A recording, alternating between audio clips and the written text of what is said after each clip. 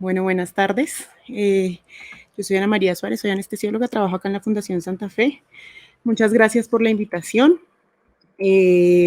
Vamos a hablar el día de hoy de anestesia regional aplicada a la medicina de emergencias. Entonces, básicamente, pues la razón para hablar de este tema en un congreso de emergencias es porque los bloqueos regionales, el dolor, digamos que es una de las principales causas de consulta de los pacientes al servicio de emergencias. Entonces, pues lo que vamos a tocar el día de hoy, primero pues vamos a ponernos en contexto sobre este tema. Vamos a hablar de los bloqueos y de sus consideraciones en el departamento de emergencias, en su realización en el departamento de emergencias. Vamos a tocar algunos bloqueos de miembro superior, algunos de miembro inferior, la toxicidad por anestésicos locales y las conclusiones.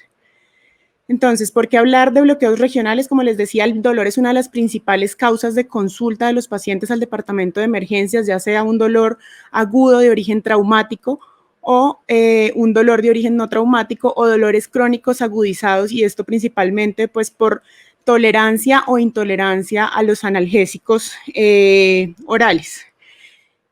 No es para nadie un secreto que en este momento estamos en una epidemia de opioides en el mundo, entonces se ha tratado de limitar su uso exagerado porque estamos viendo que con toda la formulación de opioides y el boom de formulación de opioides que ha habido, pues hemos tenido bastantes adicciones, efectos adversos, con una población que cada vez es más añosa y más comórbida, pacientes todo el tiempo con diabetes, hipertensión, enfermedades renales, en los que otros analgésicos pues están limitados también, los AINES, por ejemplo. Entonces, esto ha hecho que haya un uso muy exagerado de los opioides, y los bloqueos regionales son una herramienta para el emergenciólogo y para nosotros como anestesiólogos en los posoperatorios para manejar el dolor y tratar de ahorrar un poco el resto de analgésicos.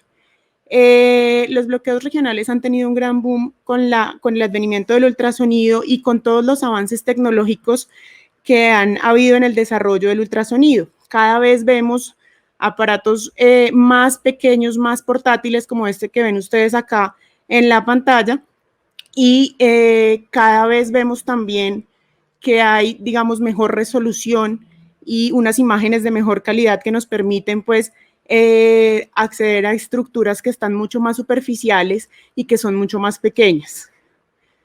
Los bloqueos regionales también nos ayudan a la disminución de la estancia hospitalaria de los pacientes, y esto en emergencias pues es de gran importancia, sobre todo ahorita con la pandemia, que necesitamos que los servicios roten rápidamente y que la ocupación pues nos ayuda a disminuir un poco la ocupación. Entonces, pues los procedimientos dolorosos a veces que tenemos que hacerles a los pacientes antes del egreso hacen que pues tengamos que usar sedación, y esto pues nos obliga a tener vigilados a los pacientes durante varias horas posteriores al procedimiento, ver que no tengan efectos adversos, náuseas, vómito, que no vayan a hacer una depresión respiratoria. Entonces, las técnicas de bloqueos regionales en emergencias pues son muy útiles. ¿Qué es lo que de pronto tenemos que lograr y lo que ha limitado un poco su uso? El entrenamiento suficiente del personal de emergencias para hacer estos bloqueos sin asistencia de un experto, que no siempre está disponible. Entonces, ¿cuáles son los usos más frecuentes que hemos visto? Se hizo una encuesta en los departamentos de medicina de emergencias de Canadá. Esto es un artículo del 2020. Y aquí encontraron en esta encuesta que los usos más frecuentes son la reparación de tejidos blandos, suturas, desbridamientos, esto hasta un 80% de los bloqueos que se ponen, manejo del dolor en las fracturas y reducción de estas fracturas. ¿Cuáles han sido las barreras para el uso de la anestesia regional y para la enseñanza en esta anestesia regional en el departamento de emergencias? En este artículo se hizo también otra encuesta en el 2017 en los departamentos de emergencias en Estados Unidos, y lo encontraron que la principal barrera, como ustedes pueden ver acá en esta gráfica, la barra sólida es una barrera significativa, la barra del medio es una barrera, algún tipo de barrera, y la barra punteada es ninguna barrera. La barra sólida nos habla que la barrera más importante es la experiencia de los médicos del departamento de urgencias, y asimismo la falta, digamos, de de seguridad en la realización de los procedimientos y pues si uno no se siente seguro haciéndolo, mucho menos enseñando estos procedimientos. Se encontró, recordemos que esta encuesta es en Estados Unidos, que no había una barrera en la disponibilidad de equipos de ultrasonido en los departamentos de emergencias. Aquí cada vez, pues digamos que es más frecuente encontrar un ultrasonido en un departamento de emergencias, pero creo que en Colombia pues todavía tendríamos alguna barrera en este aspecto. No hay ninguna barrera en el confort de enfermería con la realización de los procedimientos y ayudando a hacer los procedimientos. Hay algún tipo de barrera en que los médicos encuentren que la anestesia regional es una alternativa, es una buena alternativa a la analgesia endovenosa y barreras políticas de los hospitales.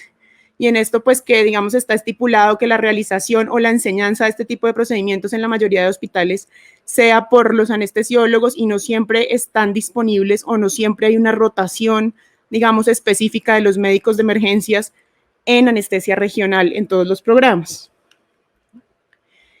En este aspecto, digamos que hay algo importante y es que también se interrogó qué tanta colaboración hay entre los departamentos en los hospitales para la enseñanza de la anestesia regional. Se encontró que no hay ningún tipo de colaboración en un 73% de los hospitales que se encuestaron y de los emergenciólogos que se encuestaron. En un 20% el departamento de anestesia colaboraba y les ayudaba al entrenamiento de los residentes de medicina de emergencias. En un 4% trauma y ortopedia. En un 5% era un entrenamiento multidisciplinario y en 8% eran entrenados por otro especialista. Entonces, ya entrando en materia de los bloqueos regionales, la primera vez que lo ponen a uno ante una imagen de un bloqueo regional en un ultrasonido, lo que uno ve es esta imagen de la izquierda, básicamente sombras, estructuras que uno no sabe qué son. A uno le preguntan todo el tiempo, ¿usted está viendo el nervio? Y todo el mundo dice que sí, pero realmente la cantidad de personas que sí están viendo ese nervio la primera vez que los exponen son muy bajas. Entonces, lo que queremos lograr con los entrenamientos en anestesia regional es que uno pase de una agudeza visual como esta que tenemos a la izquierda a una agudeza visual como esta que tenemos a la derecha, que digamos que es una visión 20/20 ultrasonográfica. ¿Qué es lo que hay que hacer para poder lograr eso? Entonces, estas son unas guías de la Sociedad Europea de Anestesiología y Cuidado Intensivo para el uso de la anestesia regional. Básicamente lo que determinaron en estas guías es para cada bloqueo, cuántos bloqueos hay que hacer, cuál es la técnica para enseñar ese bloqueo, qué tips, digamos, hay que darle a la persona que está aprendiendo a hacer el bloqueo y qué hay que evaluarle a esa persona cuando está haciendo el bloqueo. Entonces se encontró que los estudiantes, digamos, en anestesia regional deben hacer 5 bloqueos, verlos solamente hechos por un experto, en los cuales el experto les explique cómo se hace el bloqueo, les muestre qué imágenes deben adquirir y cuál es el objetivo, digamos, en la punción y en la administración de la anestesia local. 5 bloqueos, 5 escaneos sin pinchar, que ellos adquieran las imágenes pero no hagan la punción, y 5 bloqueos haciendo la punción pero asistidos por un experto. Entonces, más o menos son entre 15 y 20 bloqueos en cada tipo de bloqueo para poder, digamos, adquirir la curva. Entonces, los bloqueos regionales, cuando me puse a buscar cuáles se podían hacer en el departamento de emergencias, encontré este artículo de anestesia regional para trauma en Anesthesiology en el 2018 y básicamente los dividen por zonas del cuerpo y se puede hacer más o menos todo en urgencias.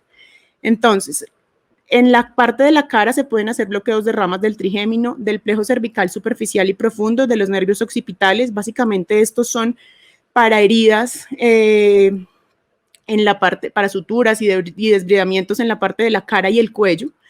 Digamos que estos bloqueos necesitan un nivel de experiencia bastante alto porque las estructuras son muy pequeñas y es muy superficial, entonces deben ser realizados por un experto y no superan, digamos, la mayoría de heridas pueden ser suturadas o reparadas con un bloqueo de campo. Entonces, estos no tienen un uso muy frecuente y algunos pueden alterar la evaluación neurológica del paciente. Por ejemplo, si le hacemos un bloqueo en las ramas del trigémino, el paciente puede tener un Horner y nos puede dificultar la evaluación de una lesión neurológica. En la parte del tórax, entonces, si queremos hacer, por ejemplo, darle analgesia a la línea media o analgesia a una lesión que sea bilateral. Podemos hacer una peridural torácica alta, unilateral, un bloqueo paravertebral. Estos bloqueos son bloqueos bastante profundos y que requieren también una experiencia muy importante y que tienen una consideración muy especial, y es que en los pacientes, por ejemplo, anticoagulados, pues son bloqueos que están contraindicados. De la pared anterior podemos hacer bloqueos del plano anterior del serrato, bloqueos del plano pectoral, del erector de la espina, de los nervios intercostales, por ejemplo, para pacientes con fracturas costales, que son muy útiles, y bloqueos intrapleurales. Estos bloqueos, como son bloqueos interfaciales, digamos que tienen un menor riesgo porque no estamos cerca del nervio, pero requieren una mayor cantidad, un mayor volumen de anestésico local, y esto hace que haya un mayor riesgo de intoxicación por anestésicos locales. Hay que tener en cuenta que la mayoría de estos bloqueos del paravertebral, por ejemplo, y la peridural torácica alta producen un bloqueo simpático que en un paciente con trauma, con cambios hemodinámicos, pues se nos puede dificultar su diagnóstico y el riesgo de neumotórax que existen en estos bloqueos. Los bloqueos del abdomen, entonces, pues si es en la línea media, también podemos usar una peridural torácica baja. En la pared anterior abdominal podemos hacer un bloqueo de fascia de los rectos, de plano transverso abdominal, ilioinguinales, iliohipogástricos o de cuadrado lumbar. Y en este último hay que tener una consideración, y es que puede producir debilidad de los miembros inferiores, entonces pues el paciente no se podría parar solo posterior a un bloqueo de estos. En los bloqueos que de pronto yo creo que son más útiles en emergencias son los bloqueos de las extremidades. En el miembro superior podemos hacer bloqueos del plejo braquial a nivel ya sea interescalénico, supraclavicular, infraclavicular o axilar, dependiendo de dónde sea la lesión. Bloqueos mediohumerales o en el antebrazo de los nervios radial, mediano y cubital, o la anestesia endovenosa regional, que es un bloqueo de Bier. En este bloqueo, pues la consideración que hay que tener es que, uno, hay riesgo de toxicidad por anestésicos locales, y dos, necesitamos un torniquete que sea automático y de buena calidad, porque pues o si no el anestésico local se nos puede ir a la circulación sistémica. En los de los miembros inferiores, entonces pues si queremos una anestesia bilateral, podemos hacer una peridural lumbar. Si es unilateral, podemos hacer un bloqueo del plejo lumbar, que cada vez entra más en desuso porque produce bastantes cambios hemodinámicos, casi peores y menos controlables que los de la peridural lumbar, entonces, y es un bloqueo difícil de hacer, profundo. En pacientes que a veces son obesos, el acceso es bastante difícil. Bloqueos de la fascia ilíaca, que son muy útiles para las fracturas de cadera, cutáneo femoral lateral, cuadrado lumbar, canal de los aductores, y bloqueos en la parte posterior del nervio ciático a nivel sea parasacro, transglúteo, infraglúteo, anterior, para los pacientes que, por ejemplo, no se pueden poner boca abajo, o poplíteo si la lesión pues es de la rodilla para abajo. Y bloqueos ya del tobillo de cuello de pie para las lesiones en el pie. Las consideraciones, entonces, como les decía, especiales en trauma de los bloqueos: siempre primero priorizar la evaluación y el manejo de las lesiones que sean potencialmente mortales y prevenir lesiones secundarias. Los bloqueos son una actividad electiva, digamos que no hay ninguna urgencia en la realización del bloqueo, y eso no debe posponer ni la evaluación ni el manejo de las lesiones que sí puedan ser potencialmente mortales para el paciente. Obtener siempre un consentimiento, ya sea del paciente o del familiar que los acompaña, y en trauma es importante la alteración del estado de conciencia. En esto hay una situación muy debatida, porque digamos que hay un riesgo de lesión nerviosa si usted hace un bloqueo con un paciente que no esté consciente o que no tenga por lo menos una sedación leve que le permita a usted estar en comunicación con el paciente. ¿Qué pasa? A los niños, por ejemplo, les hacemos los bloqueos bajo anestesia general. Entonces, a raíz de eso se ha empezado a debatir si se debe o no se debe hacer un bloqueo en un paciente que esté sedado profundamente. Y pues la conclusión por ahora es que todos los bloqueos en adultos deben ser con el paciente despierto. Sin embargo, pues creo que con el ultrasonido y con la minimización de los riesgos, pues esto va a ir cambiando poco a poco. Y lo otro es las limitaciones de la posición. Muchas veces los pacientes no tienen una sola lesión, entonces pues queremos hacer un bloqueo para hacer una sutura de una herida, pero el paciente tiene una fractura en otro lugar que no le permite ponerse en una posición que sea cómoda para nosotros. Entonces tenemos que evaluar riesgo-beneficio, que va a ser lo mejor para nosotros y para el paciente para que no esté incómodo y nos pueda colaborar durante el bloqueo y nosotros nos sintamos seguros para hacerlo.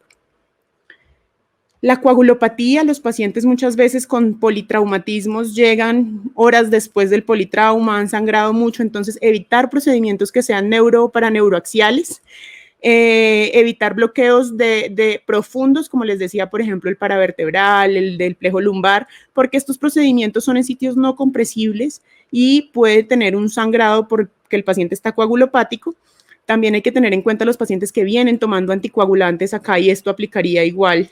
Para estos pacientes no se deben hacer bloqueos en sitios que no sean compresibles ni bloqueos profundos. La lesión nerviosa, entonces hay que hacer una evaluación neurológica antes de la colocación del bloqueo. Nosotros vamos a dormir el nervio y después de esto no va a ser posible hacer esa evaluación neurológica.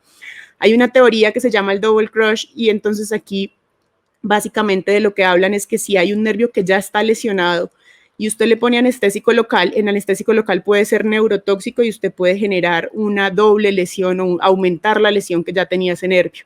Entonces, en los pacientes en los que nosotros vayamos a hacer una evaluación neurológica, por ejemplo, posterior al procedimiento, hay que por esto tener una comunicación muy buena con el resto del grupo que va a tratar el paciente. Si ellos, por ejemplo, quieren hacer una reducción de una fractura, pero después de eso necesitan evaluar la función neurológica del paciente, tenemos que mirar qué medicamentos podemos usar que nos den bloqueos cortos o si definitivamente es mejor no hacerle un bloqueo a este paciente. El otro problema es el síndrome compartimental, entonces se debe evaluar permanentemente la perfusión de esa extremidad donde hacemos el bloqueo porque como está dormido no le va a doler y se puede retrasar el diagnóstico de este síndrome compartimental. Y pues todos sabemos que los pacientes después de un trauma tienen un riesgo aumentado de infección. Entonces vamos a empezar a hablar de los bloqueos de miembro superior. Para esto vamos a recordar un poco la anatomía y la inervación del miembro superior.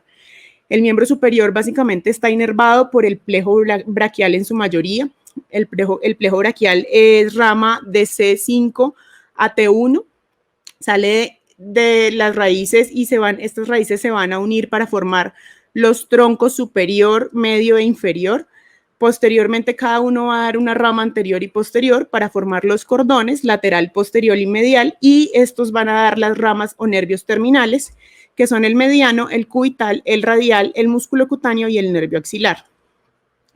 Dependiendo de esto, pues esto se va a corresponder con unos dermatomas, con unos miotomas y con unos osteotomas, y dependiendo pues de dónde sea la lesión que tiene el paciente, tenemos que evaluar qué nervios tenemos que bloquear y a qué nivel tenemos que hacer este bloqueo pues para que quede cubierta esa zona. Hay que recordar que esta parte sobre la clavícula, la piel que queda sobre la clavícula, no va a estar inervada por el plejo braquial, va a estar inervada por el plejo cervical superficial, entonces todas las heridas, solamente la parte de la piel, las heridas que sean en esta área pues requieren que bloqueemos el plejo cervical superficial y esta parte interna del brazo va a estar inervada por el nervio intercostobraquial y por el cutáneo antebraquial medial, que son ramas de T1 y T2, y eso tampoco va a quedar cubierto en un bloqueo de plejo braquial, eso lo podemos bloquear a nivel subcutáneo en el brazo. Estos son los osteotomas que les digo, pues se corresponden todos estos nervios con una inervación ósea también, entonces si lo que queremos es dar, por ejemplo, analgesia para una fractura, tenemos que tener en cuenta cuál es la inervación de ese sitio. Entonces, para el bloqueo interescalénico, este es un artículo del 2019 que nos habla de la efectividad de hacer un taller para enseñar cómo se hace un bloqueo interescalénico en el departamento de emergencias.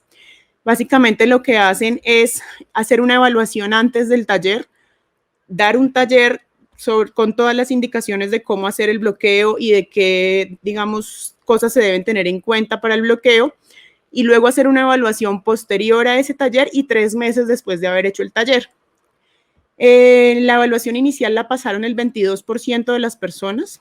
Después de dar el taller sobre cómo hacer el bloqueo interescalénico, entonces el 100% de las personas pasaron esa evaluación, el 93% hicieron una adquisición apropiada de las imágenes y el 100% ubicaron correctamente la aguja después de ese taller. 3 meses después, el 100% ubicaron bien la aguja y pusieron el anestésico local donde era, sin embargo, bajó a 73 y 76% la calidad de las imágenes que se estaban adquiriendo y la evaluación teórica, pero pues sigue siendo un porcentaje bien importante haciendo un solo taller de un par de horas.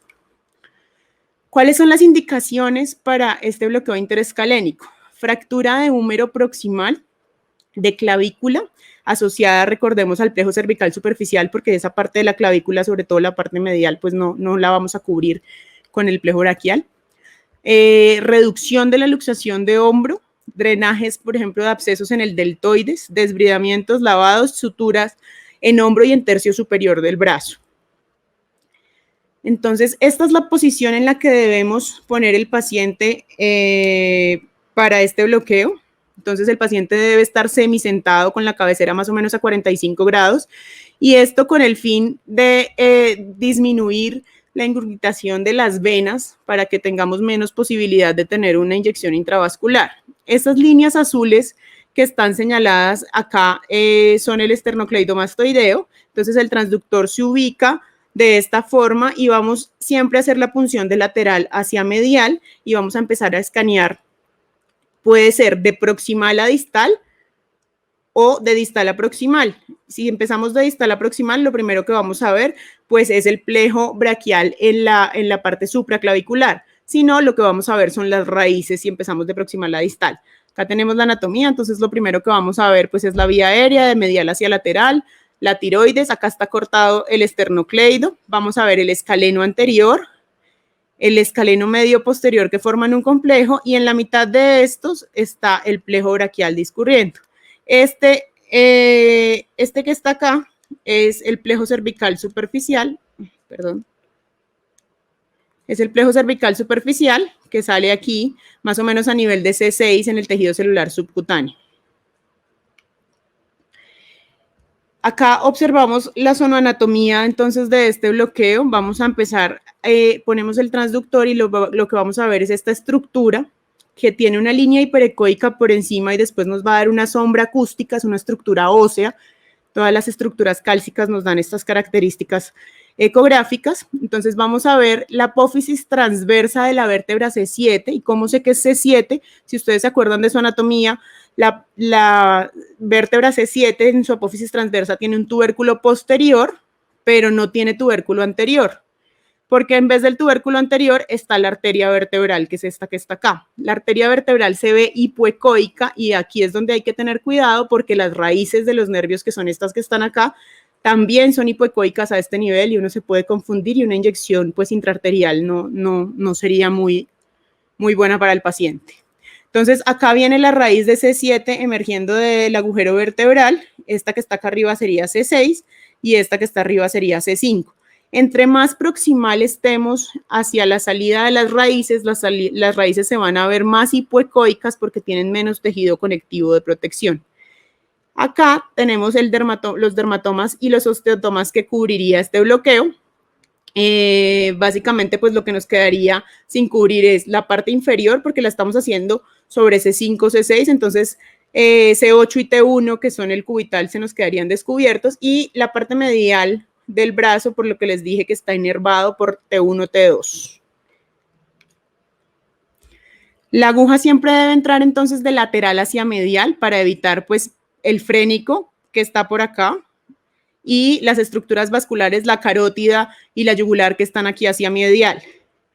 Entonces entramos de lateral hacia medial y ubicamos nuestra aguja justo por detrás de las raíces. No hay que atravesar las raíces porque ellas a veces tienen comunicaciones entre ellas y podemos producir algún tipo de lesión nerviosa. Entonces el anestésico local va a quedar por detrás de las raíces. La idea es empezar a inyectar el anestésico local y no inyectar contra la resistencia e ir viendo hacia abajo, dejar mi aguja quieta, ir escaneando hacia abajo y ver si se va distribuyendo en el tronco superior más hacia la fosa supraclavicular. ¿Qué tips entonces tenemos para este bloqueo? Primero, es mejor siempre usar neuroestimulador aunque estemos usando el ecógrafo. no para buscar el nervio, sino para verificar que no haya una respuesta motora por debajo de 0,4 miliamperios que nos indique una inyección intraneural, porque recordemos que el ultrasonido es una reconstrucción digital de una imagen, no es una imagen real. Entonces nuestra punta puede estar un poco más adentro o un poco más afuera de donde la estamos viendo. Usar el Doppler siempre para escanear, pues para identificar la arteria vertebral y para ver variantes anatómicas que algunos pacientes tienen de las ramas del tronco tirocervical que podemos pinchar y pues podemos hacer un hematoma bastante importante en esta región que genere compresión nerviosa. Nunca inyectar si hay mucha resistencia en la jeringa porque pueden pasar dos cosas. Una, que estemos contra la vértebra y se nos pueda ir hacia peridural el anestésico, y otra, que estemos dentro de la raíz nerviosa y pues esto no sería muy conveniente. Escanear hacia distal, lo que les dije, para ver si está yendo bien el volumen hacia el tronco superior, y abordaje de lateral a medial para evitar el nervio frénico. De todas formas, el nervio frénico puede estar afectado y más o menos en 100% de los bloqueos está afectado de alguna forma el nervio frénico de ese lado, pero pues si lo pinchamos podemos tener una lesión permanente. Evitar las estructuras hiperecoicas dentro del escaleno medio, y son estas dos estructuras que ustedes ven acá, esta y esta, que son el nervio torácico largo y el dorsal de la escápula. Entonces, por eso es mejor atravesar la masa del escaleno medio y no meterse mucho aquí en estas estructuras que están en la mitad de los escalenos. ¿Qué complicaciones podemos tener con el bloqueo interescalénico? Entonces, que haya una dispersión epidural, una inyección intravascular y ojo con la arteria vertebral, que sería muy grave. Una toxicidad por anestésicos locales, que con este bloqueo cada vez es menos frecuente porque los volúmenes que usamos son entre 7 y 15 mililitros. Antes se usaban hasta 40 mililitros. Un síndrome de Horner, que lo vemos acá en la imagen, que puede pasar, y esto es por dispersión hacia la parte anterior, por debajo de la carótida queda el músculo longus coeli y ahí se encuentra el ganglio estrellado y podemos hacer un bloqueo simpático y pues eso puede pasar, digamos que no es tan infrecuente verlo. Una lesión nerviosa y la parálisis del nervio frénico. Para evitar la parálisis del nervio frénico, ¿qué se ha hecho? Primero, disminuir el volumen de anestésicos locales. Hay estudios hasta con 5 mililitros, lo que pasa es que eso va a afectar un poco la duración del bloqueo. Usar un bloqueo más distal, un bloqueo supraclavicular o un bloqueo de hombro, que ya lo vamos a ver más adelante, que es lo que me parece muy útil. Aquí hay una imagen de una evaluación del movimiento diafragmático en tiempo real y básicamente lo que vemos es que en la primera imagen de la izquierda hay un diafragma que se evaluó antes del bloqueo que se está moviendo normalmente, y en la imagen de la derecha hay un diafragma que no se mueve posterior al bloqueo. Como les dije, la incidencia es del 100%, entonces en pacientes que tengan patología pulmonar importante, que tengan una restricción ventilatoria importante previa, pues es mejor no hacer un bloqueo interescalénico, porque si les quitamos un diafragma podemos llevarlos a una falla ventilatoria. El bloqueo de hombro, es que es otra alternativa, nos produce una analgesia similar al bloqueo interescalénico. Esto solamente es analgésico, este bloqueo sí no puede ser anestésico porque no tiene ningún tipo de inervación cutánea en la parte superior del hombro. Entonces, lo que está cubierto por estos nervios es por el supraescapular, el músculo supraespinoso, infraespinoso y redondo menor. En la parte ósea, la glenoides, el acromio, la articulación acromioclavicular y la superficie posterior de la escápula. En la parte sinovial, la parte superior, anterior, posteromedial de la cápsula y la bursa subacromial, y no tiene ninguna inervación cutánea. El nervio axilar, entonces, va a dar la inervación del músculo deltoides redondo menor, de la cabeza del húmero y de la parte proximal del cuello del húmero, y en la cápsula la parte lateral e inferior, es decir, que casi toda la articulación del hombro por estos dos nervios estaría completa. Acá en esta imagen anatómica que vemos, pues vamos a ver la localización de estos nervios. Esta es la escotadura de la escápula y aquí está la arteria supraescapular acompañada del nervio supraescapular, y aquí en la parte del cuello quirúrgico del húmero vamos a ver la arteria circunfleja y arriba el nervio axilar. Entonces, en este bloqueo del nervio, digamos que hay que tener en cuenta que la inervación del hombro está por 5 nervios, que son el supraescapular, el subescapular, el axilar, el músculo cutáneo y los nervios pectorales laterales, pero la inervación más importante es por estos 2 nervios. Entonces, por esa razón, pues este bloqueo funciona como analgesia. Este estudio es un estudio aleatorizado controlado en el que comparan el bloqueo de hombro versus el bloqueo interescalénico del plejo braquial y evalúan el impacto sobre la función ventilatoria de los pacientes llevados a artroscopia de hombro, en una población en la que se incluyeron 15 pacientes en cada grupo sin diferencias significativas en la población, las características de la población ni en el tipo de cirugía. Se evaluó la función ventilatoria antes del bloqueo, tampoco hubo una diferencia entre los 2 grupos en la función ventilatoria antes del bloqueo. 30 minutos después del bloqueo, y aquí vamos a ver una diferencia significativa en la excursión diafragmática. Entonces, básicamente vemos que en el grupo del bloqueo de hombro, la excursión diafragmática inicial era de 5 centímetros, después de 30 minutos era de 4.5 centímetros y en el interescalénico era de 5.8 centímetros y después del bloqueo era de 0.5, es decir, ese diafragma estaba paralizado. En cuanto a los valores de las pruebas de función pulmonar, no se encontró una diferencia estadísticamente significativa en los grupos. Y después de 24 horas, ambos grupos también habían recuperado la excursión diafragmática y tampoco había una diferencia significativa entre los 2 grupos. Es decir, para pacientes que tengan una alteración previa en la función ventilatoria, sí podría traer un gran impacto hacer mejor un bloqueo analgésico de hombro y no un bloqueo interescalénico que les va a paralizar el diafragma. Se evaluaron otras variables como el dolor después de las 2 horas de posoperatorio y encontramos una diferencia significativa en el dolor del reposo a favor del bloqueo interescalénico. Sin embargo, el dolor en movimiento no fue una diferencia significativa. Y miren que la diferencia en VAS tampoco es clínicamente importante, o sea, es significativa estadísticamente, pero no clínicamente importante. Un VAS de 0.3 versus un VAS de 1.4 que igual está en metas de control de dolor posoperatorio. En movimiento no hubo diferencias, la dosis acumulada de morfina tampoco tuvo diferencias, náusea y vómito tampoco tuvo diferencias, es decir, y este es un punto importante y es la satisfacción del paciente.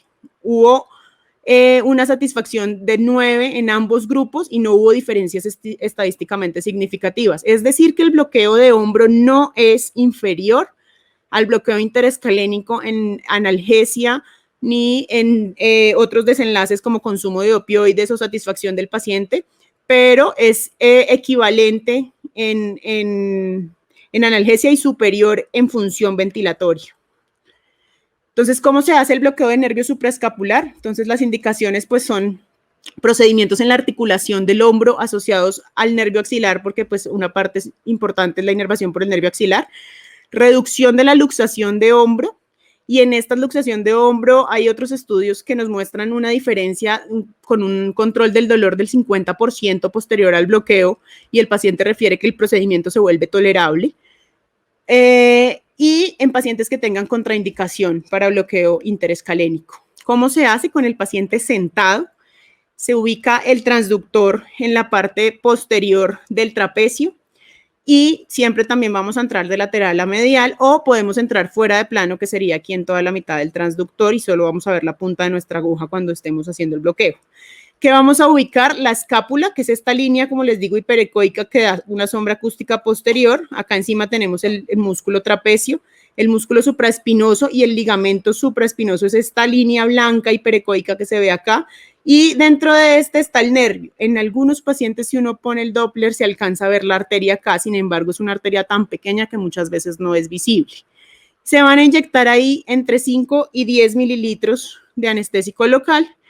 Y posterior a esto, pues vamos a hacer el bloqueo del nervio axilar. El nervio axilar también se puede hacer con el paciente sentado, es como la posición más cómoda para su realización.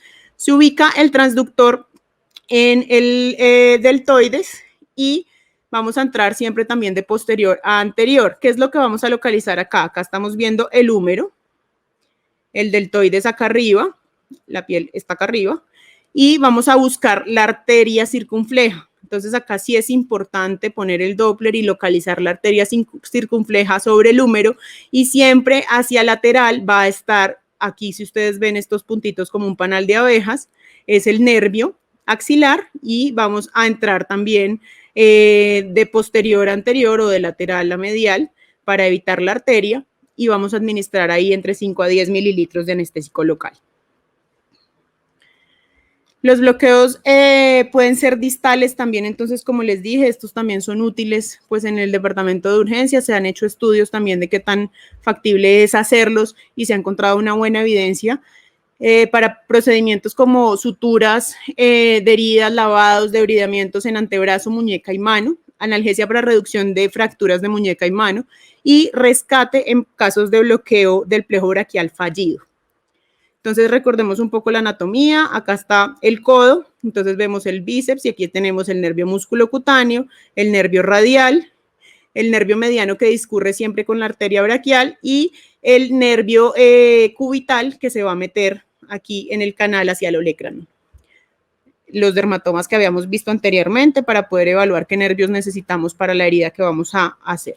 Entonces, para el nervio radial, aquí básicamente pues lo que les quiero mostrar es que vamos a ver el húmero, y a pesar de que esta es una estructura tan superficial, porque si ustedes ven hay 3 centímetros hasta aquí abajo, es decir, este nervio está más o menos a 1 centímetro de distancia nomás, se ve bastante claro, se ve el húmero y se ve el nervio radial sobre el húmero, y aquí podemos hacer un bloqueo también en plano, ingresando por acá, y vamos a bloquear este nervio y vamos a tener un bloqueo del codo del nervio radial. Así se debe ver el anestésico local. Esta es la posición en la que vamos a ubicar el transductor, y no es necesario que el anestésico local rodee completamente el nervio, con que le haga contacto por alguno de los lados es suficiente. ¿Qué es lo que esto nos va a permitir? Que lo rodee completamente, que se acorte el tiempo de latencia de inicio del bloqueo. Para el nervio mediano, este es uno de los más fáciles porque siempre va acompañado de la arteria braquial. Entonces ponemos el transductor en toda la mitad sobre el codo, con el brazo extendido, y vamos a localizar la arteria braquial. Aquí podemos hacer uso del Doppler.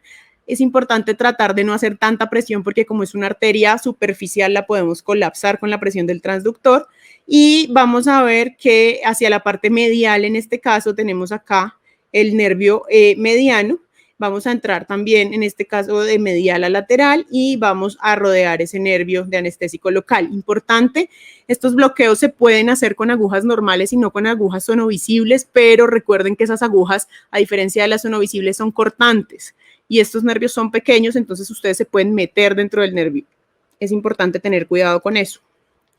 El bloqueo del nervio cubital, entonces también vamos a posicionar el brazo en flexión hacia el otro lado, vamos a poner el transductor sobre la parte cubital del húmero, y ahí vamos a localizar el húmero, y apuntando hacia el nervio, vamos a ver que el húmero siempre tiene como una punta que nos va a señalar el nervio que se encuentra más superficial, casi que llegando al tejido celular subcutáneo.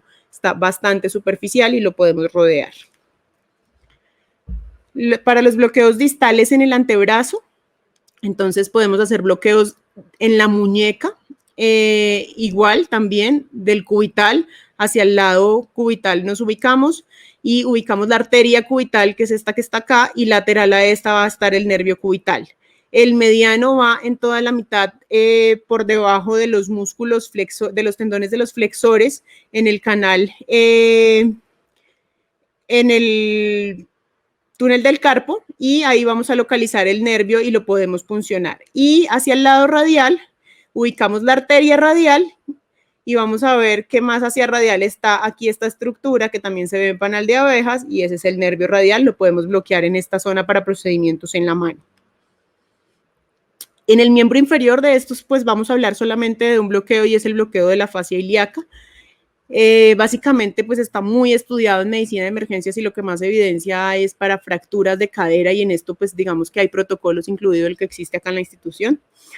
Entonces para este bloqueo encontré este estudio, que es un estudio de febrero del 2021, en el que se revisó toda la evidencia publicada hasta el momento acerca de los bloqueos nerviosos periféricos para la fractura de cadera. Básicamente, pues para todos es conocido que las fracturas de cadera producen un incremento en el riesgo de mortalidad en los meses posteriores a la fractura y pues básicamente ese riesgo es por la inmovilidad del paciente.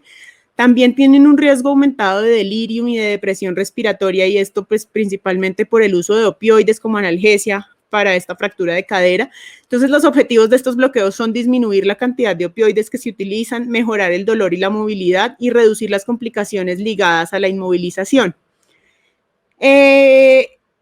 Entonces encontramos 43 estudios, se hizo una revisión de Cochrane de estudios aleatorizados, controlados, que incluyeran pacientes mayores de 16 años con fractura de cadera, a los que se les hizo bloqueos nerviosos periféricos, ya fuera en el pre, en el intra o en el posoperatorio.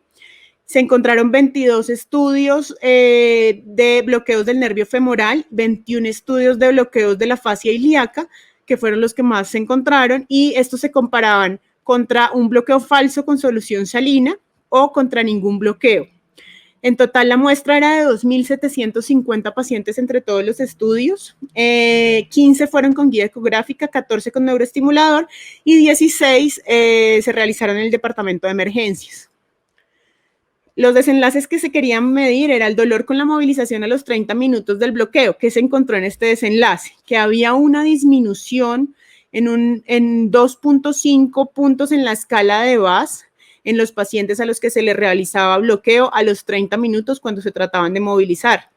La movilización, pues, por lo general en la mayoría de los bloqueos era una movilización pasiva, gentil de 15 grados. Y esto encontramos una calidad de la evidencia alta para realización del bloqueo con este fin. Se evaluó también el delirium a los 30 días posteriores a la fractura y se encontró una reducción del riesgo absoluto de un 7.3%, con un número necesario a tratar de 14, con una calidad de la evidencia alta para disminución de delirium a los 30 días. El tiempo de movilización posterior a la cirugía, la creencia inicial era que el bloqueo iba a alargar este tiempo inicial de movilización. Lo que se encontró es que había una reducción con una diferencia media de menos 10.8 horas en el inicio de la movilización posterior a la cirugía a los pacientes que se les hacía bloqueo, ya fuera de fascia ilíaca o bloqueo femoral. Y en algunos estudios se evaluó la incidencia de infecciones respiratorias, de neumonía, posterior a esto por la inmovilización y se encontró una reducción 15.9, sin embargo, la evidencia es moderada porque no muchos estudios evaluaban este desenlace.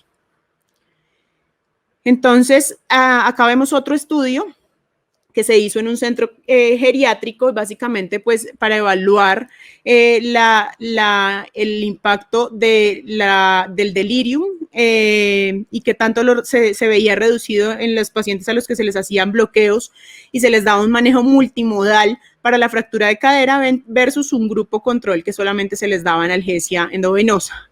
El desenlace primario pues era evaluar el delirium tanto preoperatorio como posoperatorio. Se encontró que había una disminución estadísticamente significativa de 3.9% de incidencia de delirium en los pacientes con bloqueo versus un 15.8% sin el bloqueo en el preoperatorio y en el posoperatorio de 23.4% en los pacientes con bloqueo y de 44.2% en los pacientes sin bloqueo. Entonces sí hay una reducción en la incidencia de delirium en estos pacientes.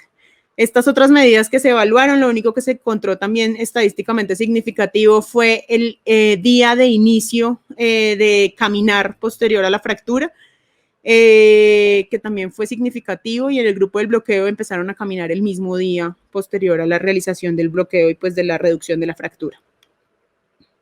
Entonces, ¿cómo se hace este bloqueo de la fascia ilíaca?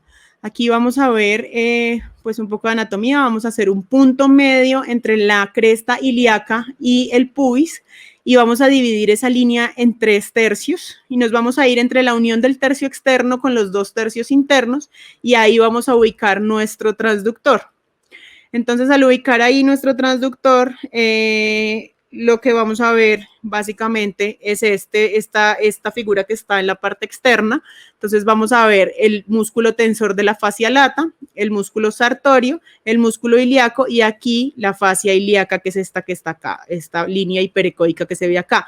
Si nosotros vamos deslizando el transductor más hacia la parte medial, vamos a ver cómo vamos a llegar hacia la arteria femoral y al paquete vasculonervioso femoral. Recuerden que va la vena en la parte más medial y el nervio en la parte más lateral. Entonces, lo que nosotros hacemos normalmente es iniciar el escaneo acá en la parte medial, que es como lo más fácil de ubicar. Vamos a localizar la arteria y nos vamos desplazando hacia lateral.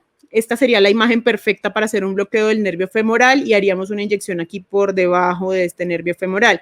Sin embargo, vamos a hacer el de la fascia ilíaca, entonces nos vamos más hacia acá y lo puedo hacer en este punto o en este punto más lateral. La idea es, localizando hacia el transductor, entrando de lateral hacia medial, lo que vamos a hacer básicamente es introducir nuestra aguja, atravesar la fascia ilíaca y poner el anestésico local y observar cómo se rechaza este músculo ilíaco hacia inferior y el anestésico local va a discurrir por debajo de esa fascia ilíaca y va a ponerse en contacto con el nervio femoral. ¿Sería más fácil hacer un bloqueo del nervio femoral? Sí, pero este bloqueo además cubre el nervio femorocutáneo lateral, entonces por esta razón utilizamos este bloqueo de la fascia ilíaca. Además, es un bloqueo que está lejos de las estructuras vasculares y nerviosas, es un bloqueo interfacial y pues esto hace que sea más seguro y más fácil de realizar. ¿Qué pasa con este bloqueo? Es un bloqueo de volumen. Entonces, como es un bloqueo de volumen, debemos administrar un volumen entre 30 y 40 mililitros para lograr esa dispersión de anestésico local que se vaya hacia medial y hacia lateral. Y vamos poniendo el volumen y vamos escaneando y verificando que el anestésico local sí esté discurriendo hacia los dos lados. ¿Qué contraindicaciones tiene? Que haya una infección en el sitio de punción, que el paciente no quiera, o estos pacientes que son ancianos, que están en delirio, que no cooperen y que no se quedan quietos ni un minuto, pues es más riesgoso hacer el bloqueo que no hacerles. Que la anatomía esté alterada, pacientes con cirugías recientes inguinales, con antecedente de bypass femoral o con un trauma pélvico mayor y pacientes con anticoagulación oral, y esto es una contraindicación relativa. Aquí hay que evaluar el riesgo-beneficio porque pues esto es un sitio que es compresible y si el riesgo es muy alto, pues podríamos hacer el bloqueo. Y por último, nos vamos a referir de la toxicidad por anestésicos locales. Entonces, pues como estamos hablando de bloqueos principalmente interfaciales, los volúmenes de anestésicos locales van a ser altos. Entonces, tenemos que tener en cuenta que podemos tener en cualquier momento una toxicidad por anestésicos locales. ¿Qué tenemos que saber en caso de una toxicidad por anestésicos locales? Los síntomas principales pues son neurológicos o cardíacos. El paciente puede presentar convulsiones, arritmias, hipotensión y se puede poner inestable e incluso entrar en un colapso cardiovascular. Obviamente hay que darle todas las medidas de soporte cardiovascular normales y adicional a esto tenemos que tener en cuenta que el antídoto para la intoxicación por anestésicos locales es la emulsión de lípidos. Entonces hay que poner una infusión de lípidos al 20% y la dosis va a ser dependiendo de si tiene más de 70 kilos o menos de 70 kilos.